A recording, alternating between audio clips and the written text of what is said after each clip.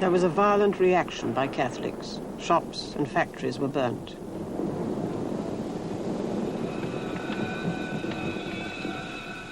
Riots in Derry, Newry, Strabane, Armagh, as well as Belfast, went on for 4 days and left 22 dead.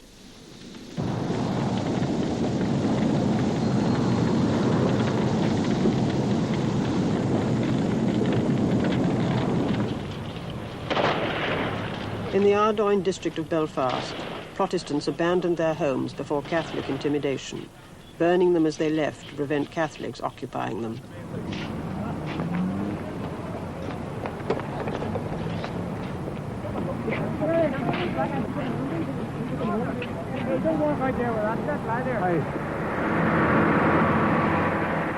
Over 200 houses were gutted as families fled.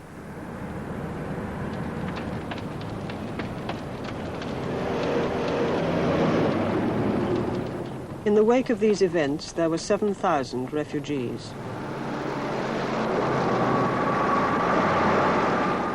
It had been the worst spate of violence since 1969. Faulkner, needing to placate Unionists, had to be seen to be firm. Internment had been under consideration for some time as an alternative to a full-scale military offensive against the Provisionals. Its successful use in the late 50s convinced Faulkner that it would be effective. 1,500 people were interned. 2/3 of them had been released by the end of the year.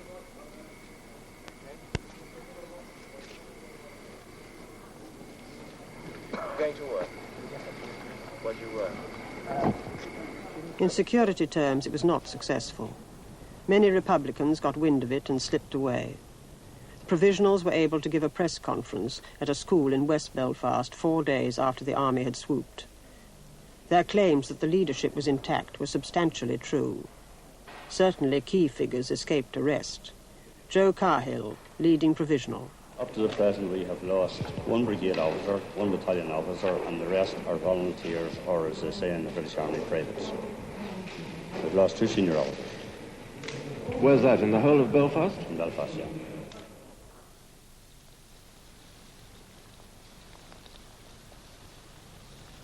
The army, who had opposed internment on the grounds that they were not well enough informed to pick up the right people, put a brave face on it. Well, I don't know that I go so far as to say completely beaten, but they've taken a tremendous knock. There are still gunmen around, but they appear to be much more disorganized than they were before and don't seem to have much leadership or pattern.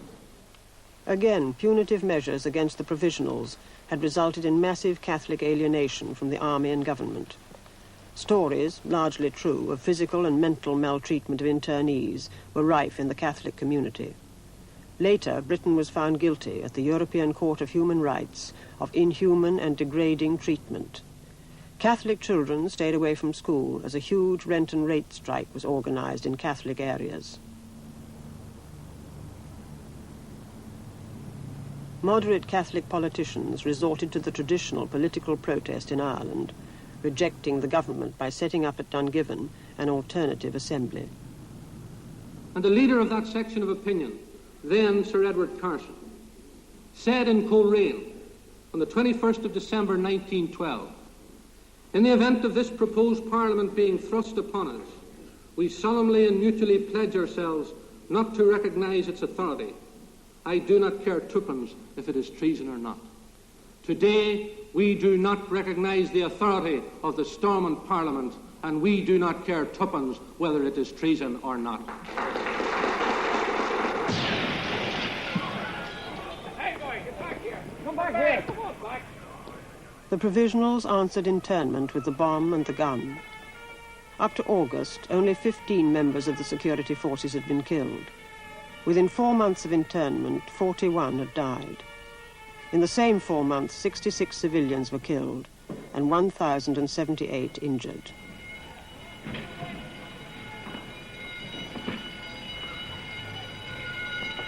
Warnings were usually given, but some bombs were ill-timed, some warnings inadequate, some bombings unclaimed.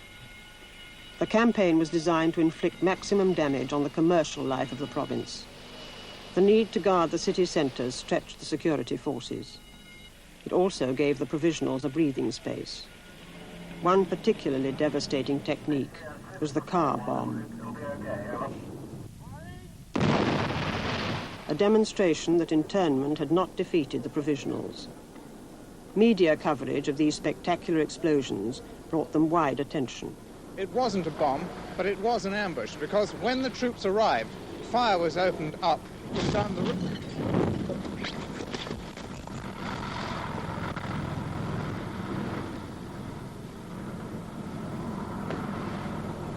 Man hurt there. Wait.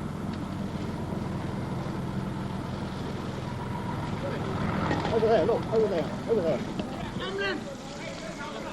Get the ambulance there! Stay where you are.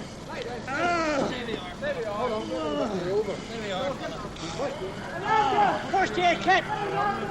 Come on. First aid kit! Okay. Never mind down there.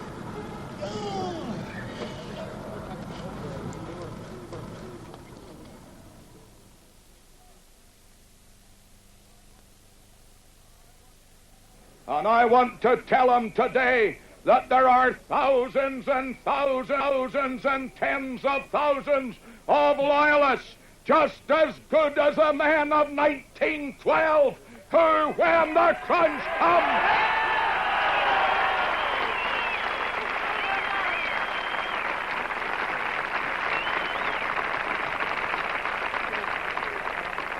will show Mr. Lynch and his fellow travelers the Humes and the Currys and the Devlins, male and female.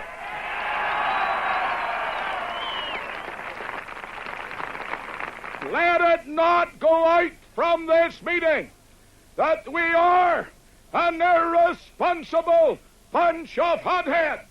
Let it go out that we are cool, cold, determined loyalists who will never surrender and who are prepared.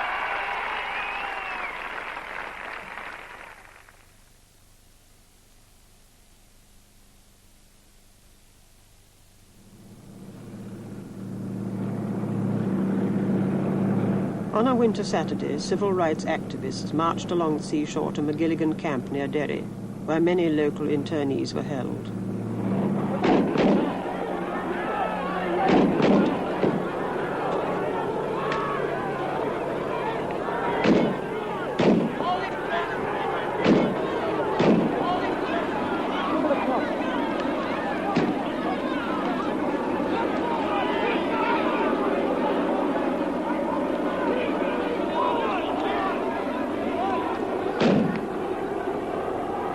They were met firstly by the police, and then by the 1st Battalion of the Parachute Regiment.